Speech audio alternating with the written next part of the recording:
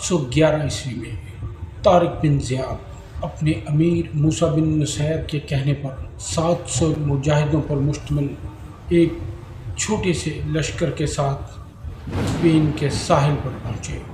ان کے سامنے بادشاہ راڈرک کی 1,00,000 پر مشتمل عظیم الشان فوج اور پیچھے گہرا سمندر۔ میدان جنگ میں پہنچتے ہی طارق بن زیاد نے اپنی فوج کو حکم دیا جس نے دنیا کو حیران کر دیا۔ انہوں نے اپنی ہی کشتیوں کو جلانے کا حکم دے دیا۔ جب سپاہیوں نے پوچھا اے امیر ہم واپس کیسے جائیں گے تو تاریخ ساز جواب ملا تو طارق بن زیاد رحمۃ اللہ علیہ نے اپنے لشکر کو کہا کہ اب ہمارا کوئی گھر نہیں، سامنے دشمن اور پیچھے گہرا سمندر ہے، یا تو ہم فتح سے ہمکنار ہوں گے یا شہادت کے اعلیٰ منصب کو پا کر ہم رب کے مہمان بن جائیں گے۔ وادی لقا بیٹل آف گوڈالیٹ ایک معرکہ ہوا جس نے مسلمانوں کے لیے یورپ کے دروازے کھول دیے۔ طارق بن زیاد کی ولولہ انگیز تقریر نے مسلمانوں کے اندر روح پھونک دی کہ مٹھی بھر اسلام کے اس لشکر نے راڈرک کی 1,00,000 فوج کو خاک میں ملا دیا۔ بالآخر ایک خون ریز جنگ کے بعد راڈرک جہنم واصل ہوا اور اندلس کی زمین پر اذانیں گونجنے لگیں۔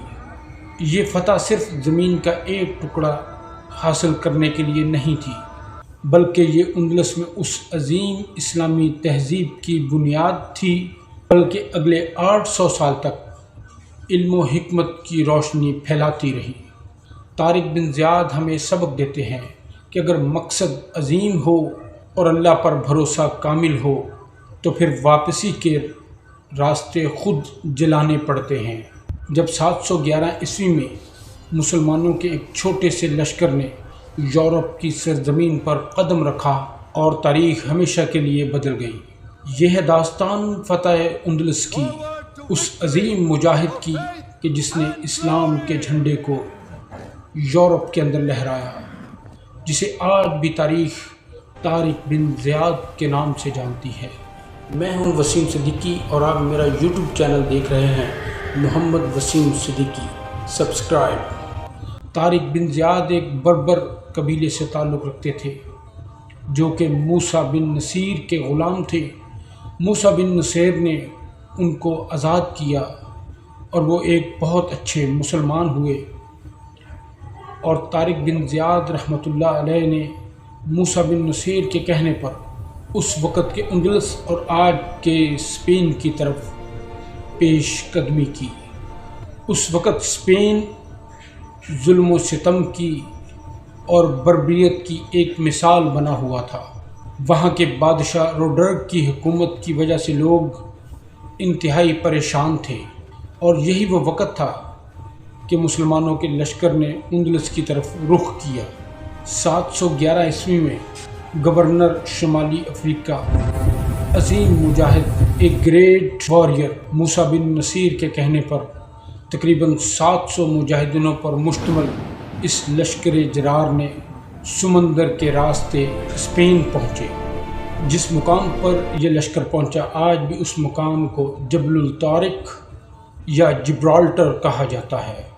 تو یہاں طارق بن زیاد نے اپنے لشکر کو ایک ولولہ انگیز تقریر کرتے ہوئے یہ بات کہی کہ سنو مجاہدو، پیچھے گہرا سمندر اور سامنے دشمن کی فوج جو کہ 1,00,000 سپاہیوں پر مشتمل ہے، تو لہٰذا واپسی کے راستے بند ہیں، یا فتح یاب ہوں گے یا شہید۔ اور پھر مسلمانوں کا مقابلہ اس وقت کے بادشاہ راڈرک سے ہوا۔ یہ جنگ فیصلہ کن ثابت ہوئی اور بالآخر اسلامی لشکر نے راڈرک کی فوج کو عبرتناک شکست دی اور اسپین اندلس کے اندر ایک عظیم سلطنت کو قائم کیا، اور پھر اس کے بعد ایک ایک کر کے شہر، قصبے اور دیہات فتح کرتے چلے گئے۔ قرطبہ، تلیطلہ اور دیگر علاقے مسلمانوں کے قبضے میں آتے چلے گئے۔ اسلامی حکومت قائم ہوئی اور عدل و انصاف پر مشتمل نظام کو قائم کیا گیا۔